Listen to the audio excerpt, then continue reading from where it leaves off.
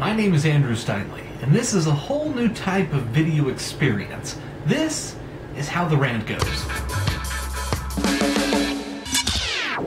You see, how other video people do it, they do videos and then they cut out the spaces, so it's a bunch of little jump cuts every so often. I'm not going to do that. I'm going to go into a rant about one topic, and then a cut. And then I'm going to go into a different topic, and then a cut. So hopefully it's a little more structured, and that's going to be my own style. So let's go ahead and get started with the first story. Now, I'm sure you've heard weird stories before, but this one really was weird to me today. A place in Uganda, a primary school in Uganda, was using a mortar shell as a school bell. Which I understand, after a mortar shell's been used, it's hollowed out inside, it would make a good school bell. Only it was still a live shell. And an anti-landmine activist group actually got tipped off, went in the school, and found a kid actually striking it. And they were just lucky that none of the kids had struck it hard enough to make the thing go off. So that's very, very weird, very scary. Who does that? Who finds a mortar shell and says, hey, let's make a school bell out of this, but not go check with some kind of official army person? I don't care what kind of military government you have. You can find someone and say, hey, is this a live round? Does it look like a live round? Is it going to go off and explode the whole school? I mean, that's just craziness. Who does not do that? I mean, that's one of the craziest stories I've heard in a while. And, yeah, tell me what you think. Leave some stuff in the comments below.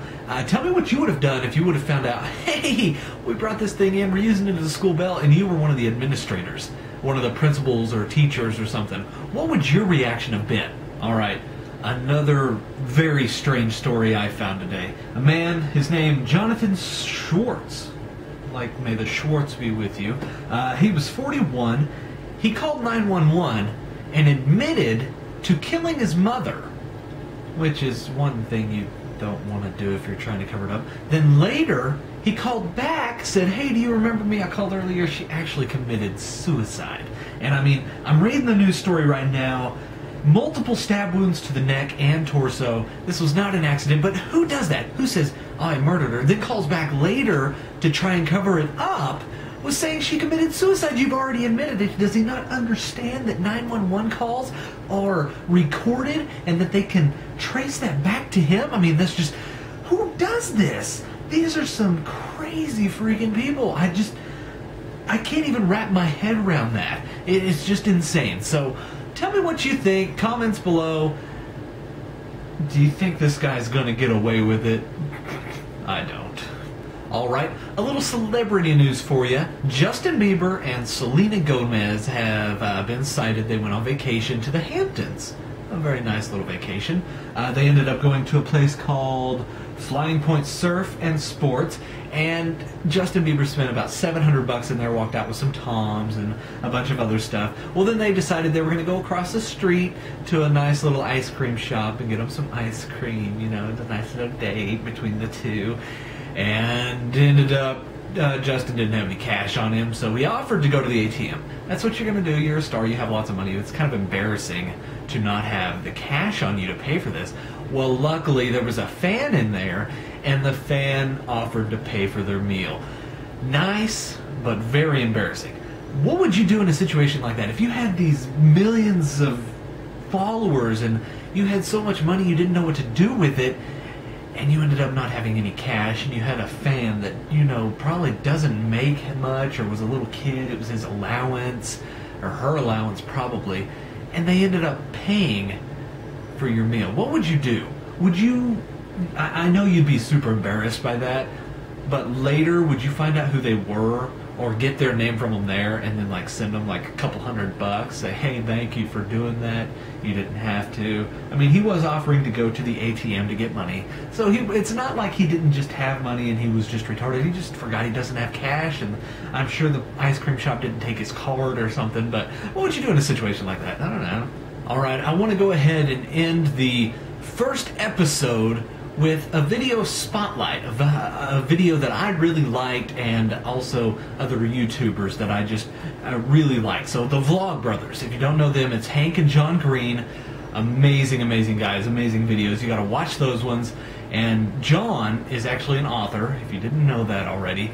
Just came out with a book, or just came out with he's writing a book right now, and he just came out with the title, The Fault in Our Stars.